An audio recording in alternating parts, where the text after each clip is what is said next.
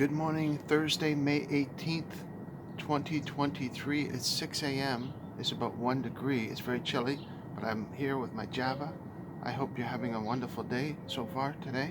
How are you doing? Oh, that's good.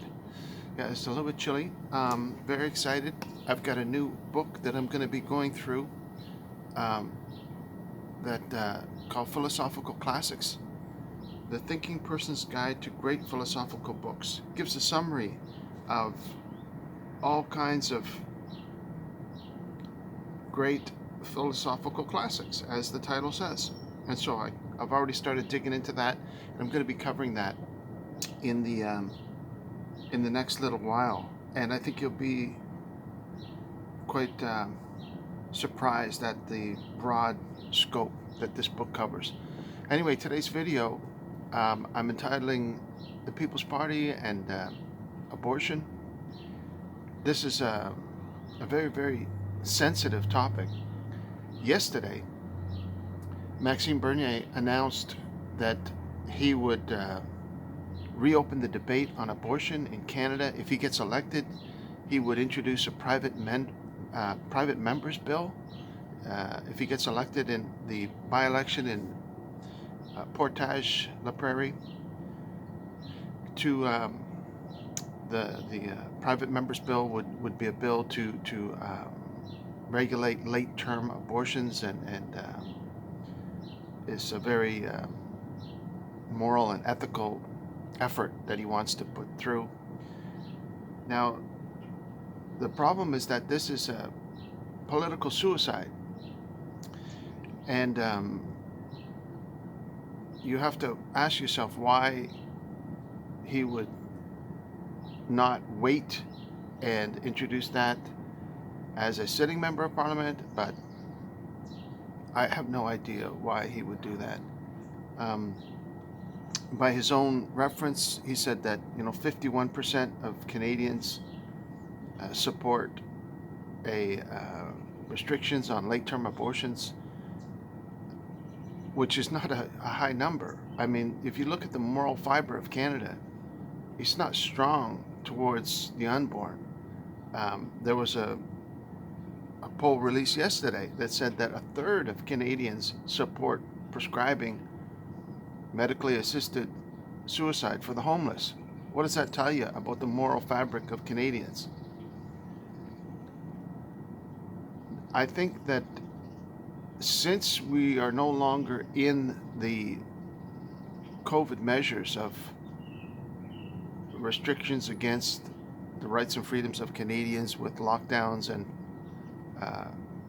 coerced medical treatment, since that has kind of passed, he needed something to emphasize, to differentiate himself from the conservative. So he wants to be like a real conservative, and he points to Pierre Poilievre and says, why don't you open the debate on abortions? Well, obviously Pierre Poilievre's not going to touch that with a 10-foot pole, because he knows that's a can of worms.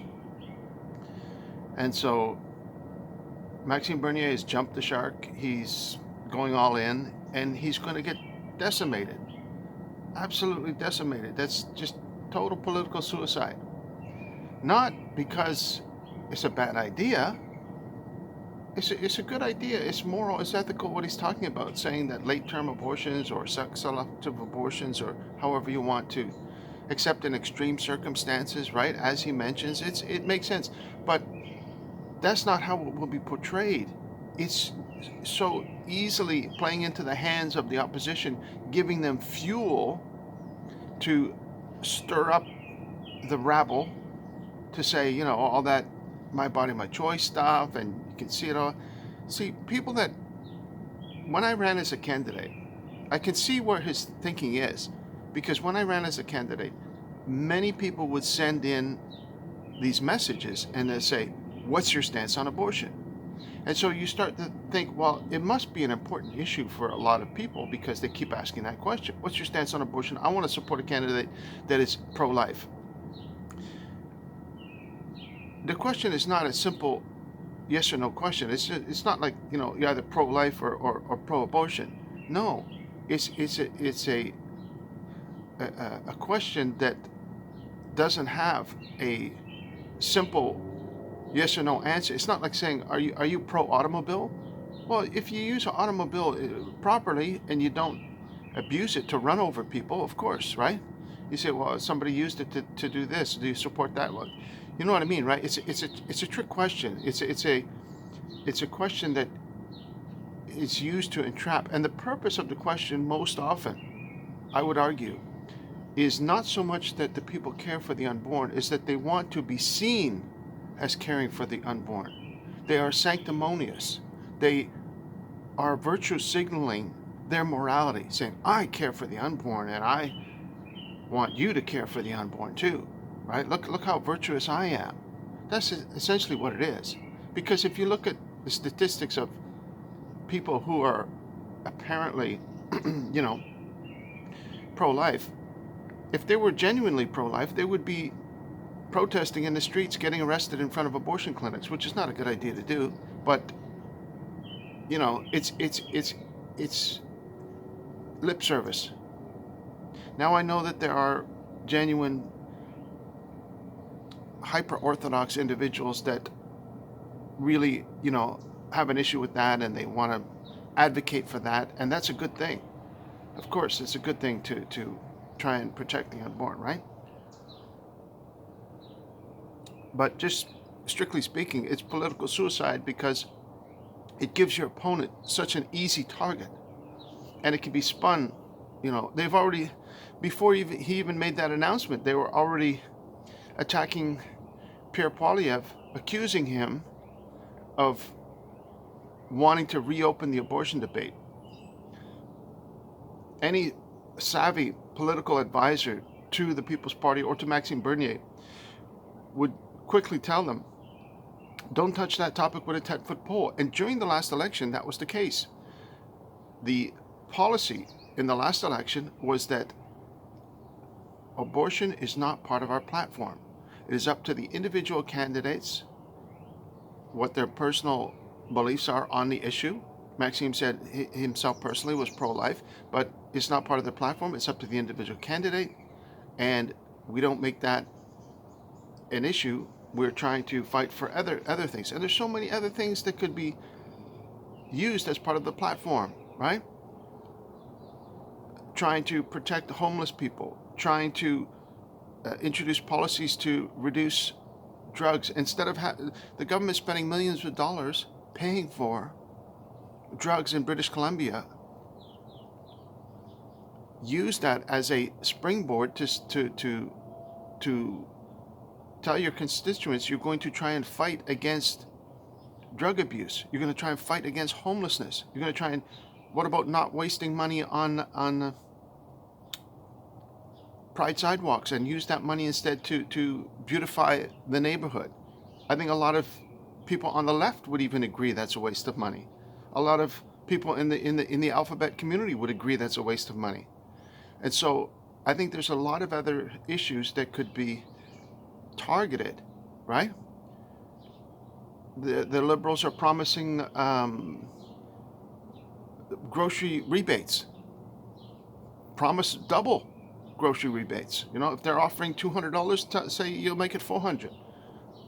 Where's the money going to come from? Oh, you have to raise taxes. Well, I'm just blue sky thinking here. Anything but the abortion debate would be an idea that you could put forward and say, well, what do people really care about, right? They have concerns about homelessness. They have concerns about the economy. They have concerns about improving jobs. Winnipeg's a rough area. I know that Portage La Prarie is quite a ways west of there. And I don't know what the exact demographics are. There's a high concentration of Catholics in that area, apparently, in that riding. And but their cares and concerns are no different than the regular slice of the Canadian population. I'm getting a little bit bogged down here, but I know that his heart is in the right place. He's got good ethical values, and he wants to do the right thing. He wants to differentiate himself as a true conservative, and he wants to um, attract the vote of true conservatives. However, I just think that he could have played it a lot differently. And now that he's come out with that announcement, I think that's the end of any hope that he has of getting elected in that particular by-election. He's obviously not going to give up. He'll rebound, and he'll keep on running, and hopefully he'll get a seat eventually. But I was just a little bit, wouldn't say flabbergasted, but a little bit, shocked to see that he decided to come forward with that as a basis for his platform at this particular time. And again, he's using it as a leverage to differentiate himself from Pierre Poilievre. He's asking Pierre Poilievre, why don't you stand up for the rights of the unborn, and so on and so forth. But that's the political game. It's, I guess, you take a risk, and he's decided that this is the correct move at this time. But I got to criticize his advisors, because that would be the last topic I would recommend for him to make as part of his platform going into a by-election. There's so many other issues that you could advocate for. Maybe meet with union leaders, ask them what the concerns of for their membership, whether it's manufacturing sector, teachers, government employees. I don't know. I mean, I think issues dealing with the economy, issues dealing with crime, issues dealing with public infrastructure, issues dealing with global events, right? Global policy being dictated by the World Health Organization instead of having policy dictated at home, I think is an important issue. And there's probably half a dozen other ones that I'm not even addressing that would be valuable to emphasize and focus on. But it is what it is. And so,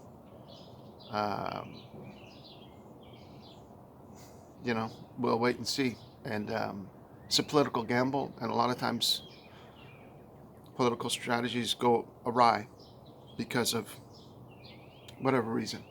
So thank you for watching. I know I got a little bit political today, but I think I'm going to try and focus more about this excellent compilation. And I don't know if this will come through or not, but you'll see, probably it's not clear enough, but some of the people that I'm going to be, I've already gone through the first one, Aristotle. Next one is going to be on David Hume, Wittgenstein, Soren Kierkegaard, Georges Louis Borges. Even there's going to be a discussion here on Do Androids Dream of Electric Sheep? One of my favorites by Philip K. Dick. That was the basis for the movie Blade Runner, so there's going to be some discussion on that. Who else here that jumps out at me? The Prophet Khalil Gibran, Zen and the Art of Motorcycle Maintenance. I read that one a long time ago by Robert Pirsig. I'm interested to see how they summarize that. What they're doing is they're doing summaries on all these important works. Maxim by La Rochefoucauld, not sure if I pronounced that right, and of course something in there by Carl Gustav Jung, Erich Fromm, and something we just covered recently, Jean-Paul Sartre on Being a Nothingness. So we're going to have a little blurb on that.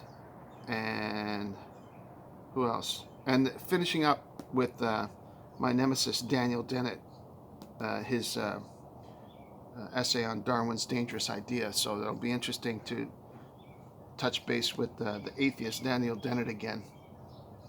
Some bitch. My nemesis. So anyway, I'm looking forward to that. thank you so much for watching. God bless you. I love you very much. I hope you're doing good wherever you are. I'm sorry to ramble on a bit. Hopefully you can double speed this video if you are interested in the topic. And let's wait and see what happens in the Canadian political environment. And I think the best solution is not to look for a political solution in these areas of morals and ethics, but to pray and ask God for his solution, because we are dependent upon him. It's not going to come through political action. If the moral fiber of society is no different between the Christian and the non-Christian, if you look at the statistics of divorce, for example, it's no different in terms of religious affiliation. It is pretty much split, 50% of marriages end in divorce across the board. That shows you that there is a lack of moral strength.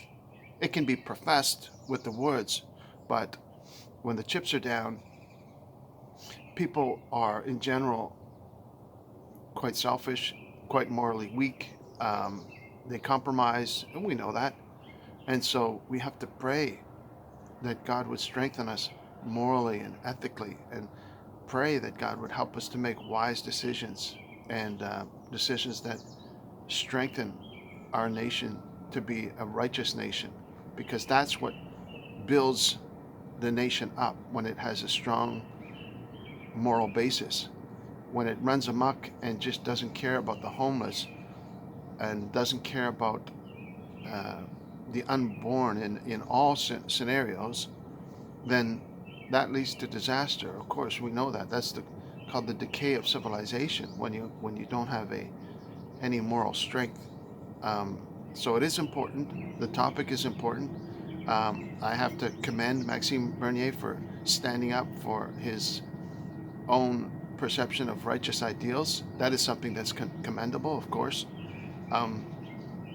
But again, the issue is something that is a lot deeper than what can be achieved through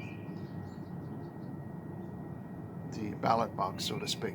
We need God's help. We need a Savior. We need people everywhere to pray for the leadership of this country and the leadership of the world, so that we don't end up killing each other needlessly in all its forms.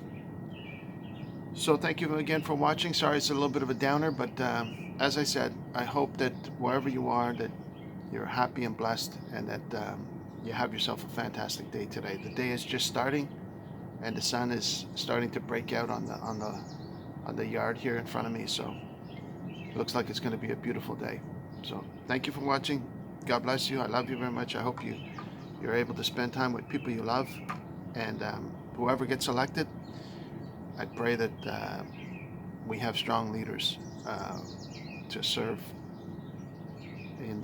in those positions of leadership across the country. Take care of yourself. We'll talk to you soon, okay? Bye-bye now.